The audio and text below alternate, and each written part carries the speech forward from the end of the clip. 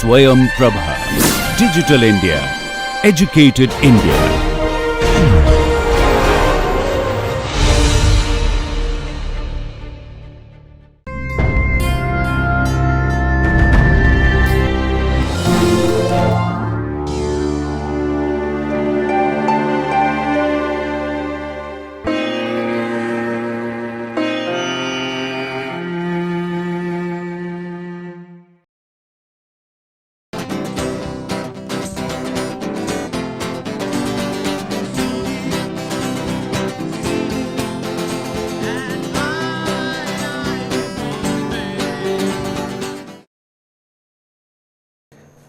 Alright, so let us get along with today's proceedings. Now we have been talking about function spaces and all, and in doing so I hope that you have not forgotten what representations actually are.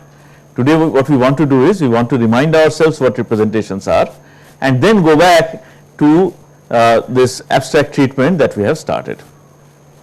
Now this is a slide that we have been referring to again and again, right. We had constructed the transformation matrices of C2V using oxygen and the two hydrogen atoms as the basis, and we got 3 by 3 matrices, one for each operation, and then we saw that we could block factorize these matrices and we got a 1 by 1 block which is 1 1 1 1, and that is associated with oxygen atom, and we got a 2 by 2 block, we got 2 by 2 blocks for the two hydrogen atoms, right. This was, I think, our first exposure towards representation. So what is a representation then? This 1 1 1 1 is a representation, 1 0 0 1, 0 1 1 0, 1 0 0 1, 0 1 1 0. This is another representation. What is a representation? Can we say it very simply like this, that it is a collection of matrices? We are talking about matrix representation, right? Can I say that it is a collection of all the transformation matrices corresponding to a particular base? Does that make sense? See, 1 0 0 1 0 1 1 0, 1 0 0 1 0 1 1 0. These are 4 matrices. What is the base for these matrices? The two hydrogen atom, and these 4 matrices make up a 2-dimensional representation, right? So representation is essentially a collection of matrices. What kind of matrices? Transformation matrices. And when I say collection, I mean a complete collection. A collection of all the transformation matrices for a particular basis is called a representation. Does that make sense? Right? That's a representation. Fine. And we had asked these questions, that how many reducible representations are there, how do I know whether a representation is reducible or not, how many irreducible representations are there. Number of reducible representations, of course, is infinite. So these are the questions that we started with, and then what we did was we realized that there is no easy way of getting the answers for these. So we have started developing this kind of abstract general treatment using the concept of function space, kind of functions that satisfy all these criteria, right. And we are specially interested in orthonormal basis functions. We are interested also in this functions that span a particular space. These have to be linearly independent. Is it necessary that all linearly independent functions are also orthonormal? No. No. If they are orthonormal, then there are some added advantages, but there is no hard and fast rule that if a set of functions is linearly independent, then they have to be orthonormal. If they are orthonormal, are they always linearly independent? Yes, right, but the converse is not true. Very good. And then we had introduced these transformation operators, right. So this is something that we need to remember very well. What we said is that by using the transform operator, we have essentially written that the transformed function in the transformed coordinate has the same value as the original function in the original coordinate. This is something that we have discussed at length, and then we also realized that I can write this OR Fk, where Fk is the kth function of the F set. OR Fk, the transformed function Fk, is equal to sum over j from 1 to n djk of r fj, right. So, we are all okay with this. So, when I am summing over j, am I summing over the column or the rows? Am I going down a column or across a row? I am going down a column, right. So, how is this justified? Because how did I get D? Please do not forget this. How did I get dr? I got the dr matrices by transformation of the coordinates. Now I am talking about transformation of the functions. So, what is clockwise for one is anti-clockwise for the other. That is why the rows and the columns get interchanged when I talk about the functions. Okay? Please do not get confused and think that we are making a wrong multiplication. Actually, I was confused about something like that last week, but then it fell in place. Fine. And these are things that we have learned already, properties, some properties of transformation operators. First of all, these transformation operators leave the scalar product of the two functions unchanged, and we saw how. The scalar product of two functions remains unchanged upon transformation. This is something that we are going to use today. It is important to understand that transformation operators are linear. What is the meaning of transformation operators are linear? It means if g equal to af, where g and f are functions and a is a constant, then OR of g, that is OR operating on af, is equal to a multiplied by OR of f, right. OR g is equal to a OR f, right. We are going to use this today. And I think this is where we had stopped last day. We said that transformation operators produce a unitary representation if orthonormal basis functions are used. Right now, it might seem that we are taking a random walk in some strange function space. Actually, we are not. All these are going to be required when we finally put our story together. So, this is a very important property of transformation operators. Transformation operators produce a unitary representation if orthonormal basis functions are used. What is the meaning of a unitary representation? A dagger A is equal to E, right, unit matrix. That is the property of what? Unitary matrices. I am asking what is a unitary representation? Yes, a representation in which all matrices are unitary. That is all. Please do not get scared by terminology. Okay? Unitary representation is one in which all the matrices are unitary, and you already know what is the definition of unitary matrices. A dagger is equal to what? A or A inverse? A inverse. If it is A dagger equal to A, then what is it? Hermitian. And when is it orthogonal? When A transpose is equal to A or A inverse? A inverse. Okay? Please do not forget these definitions. Now, the point is this. We are saying that transformation operators produce unit representation if orthonormal basis functions are used, right? But who has said that all the bases that we work with are orthonormal? It is not necessary.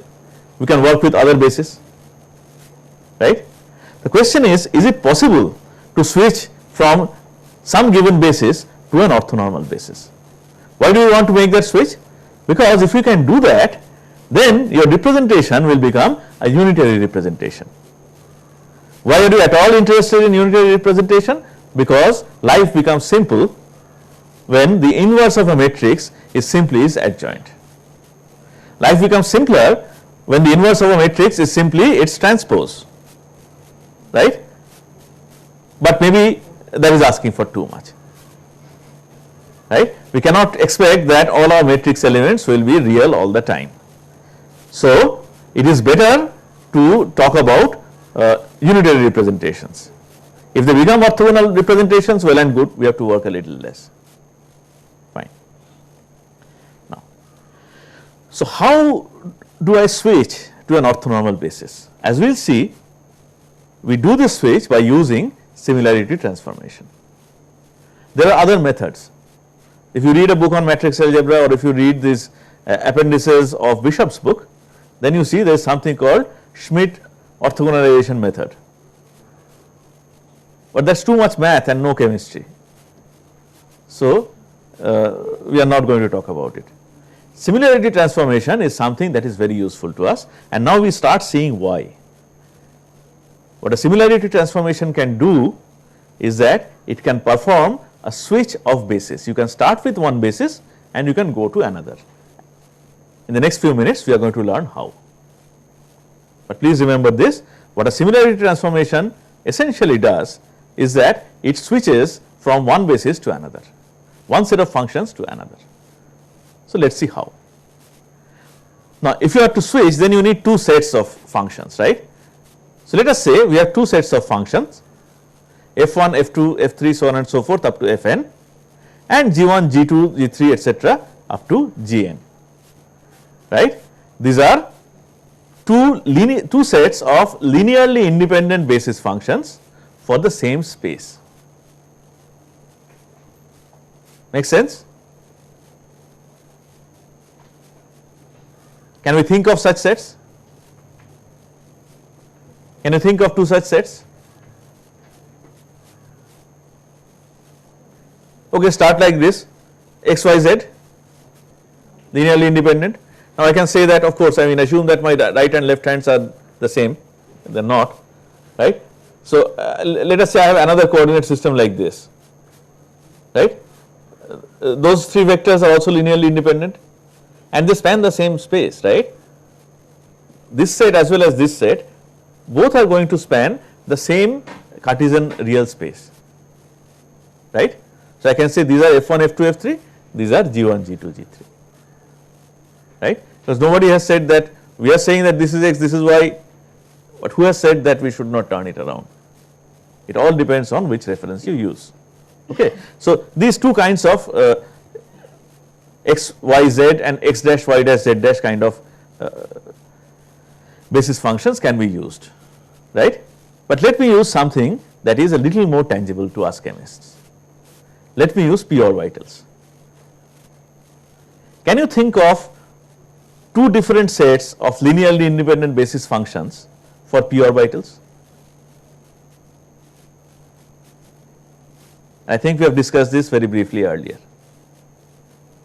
What are the three p orbitals that you know of? Px, py, pz, right. So that is one set, say f1, f2, f3, px, py, pz. Is there any other way in which I can write the p orbitals? P plus 1, p minus 1, p0, that is right. Right? Will you agree that they span the same space? After all, we are talking about p orbitals, right. No matter whether we denote them as plus 1, minus 1, 0 or x, y, z, they span the same space. Okay. Are they linearly independent? Yes. If you add px and py, can you ever get pz? You cannot. So they are linearly independent. So they satisfy these conditions to be f and g sets. How will you draw the coordinate axes? These are imaginary. P0 is the only real orbital. In the second set, P0 is real orbital and it is along z, no issue. But P plus and P minus, you cannot even draw them in real space. No? So the space that we are talking about here is not Cartesian space. It is a space of p orbitals. It is not real space. Understand? So space is not something that should be taken on face value. By space, we just mean this collection. Remember what is function space? It is a collection of vectors, collection of functions. Okay, that is what I mean. Fine. So now, can you express say px as, okay, let me do the difficult one first. Can you express pz as a linear sum of p plus, p minus and p0? Yes, 0 px plus 0 py plus pz, 0 0 1. What about px and py? I want to write an equation like this, okay, and if I believe what Atkins has to say, it is worked out in this page 337 of Atkins' book, this addition, that this is the matrix. Px equal to 1 by root 2 p plus 1 minus 1 by root 2 p minus 1, py equal to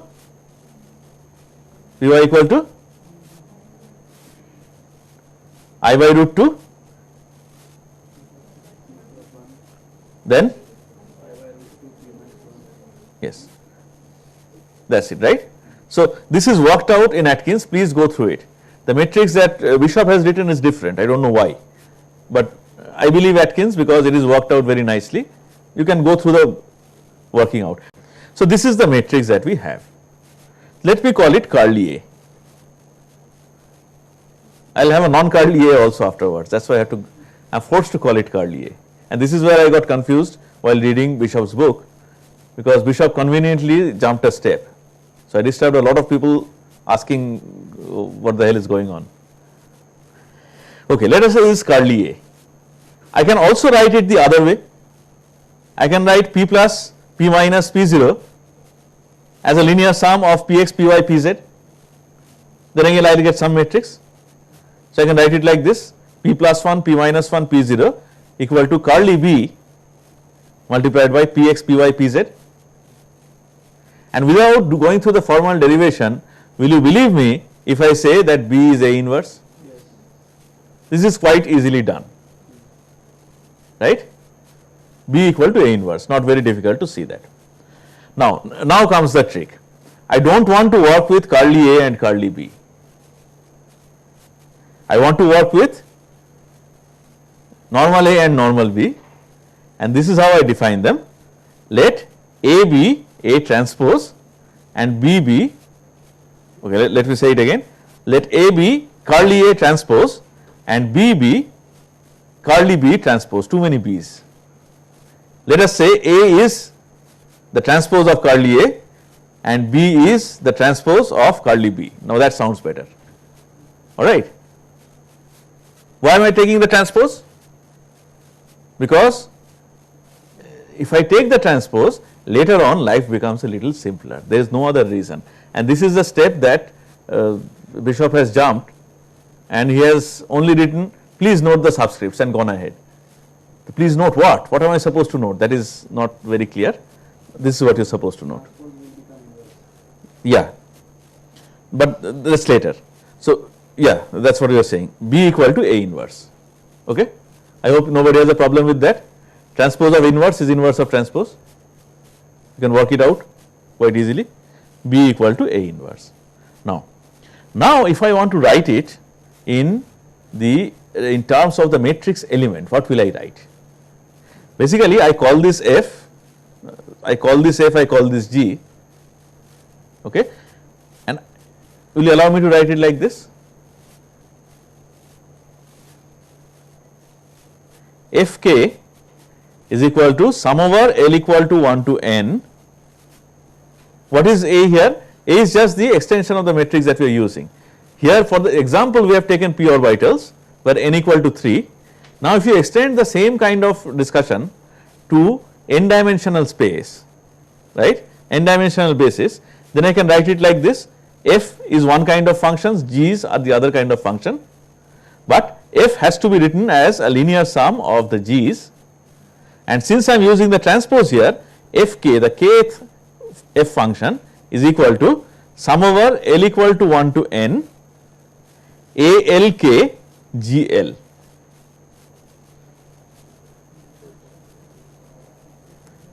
When I say sum over L equal to 1 to n ALK, am I going down or am I going across? I am going down, right? This was my confusion.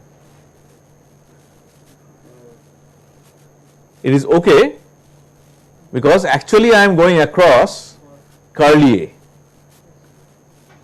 Instead of writing that, I have taken the transpose of curly A, and then of course the rows become the columns. That is why it is written in this manner. Is that okay? In any case, now we are becoming experts in multiplying columns by columns, because even the definition of OR is like that, isn't it? So please do not get confused here. The reason why I write sum over L ALK GL is that I am working not with the actual transformation matrices but their transposes. Why am I working with transposes? Because believe me, and you will see that life becomes simpler a little later if you work with A and B instead of curly A and curly B. But until now, is this okay? Fk equal to sum over L equal to 1 to n ALK GL, is that correct? Then I can write the G's in the same manner.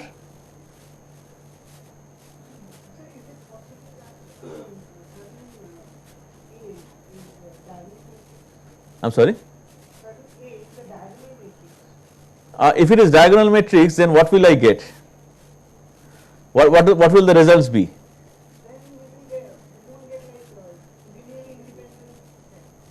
So then it becomes F1 equal to something into G1, F2 equal to something into G2, so on and so forth. Similarly, I can write Gj. My notation here is a little different from what is used in Bishop, because I want to have one consistent notation. So I have changed this i's and j's and k's a little bit, not much. So Gj similarly will be equal to sum over I equal to 1 to n Bij Fi. What is Gj? The jth element, the jth G function, let us put it that way. What is Fi? It is the ith f function. What is Bij? Bij is the coefficient of the ith f function in the jth G function. Usually it is the other way around. Here it is the other way around because we are working not with the actual matrices but their transposes. So now we have got these expressions. What are we trying to do? We are trying to learn how we can switch bases, right?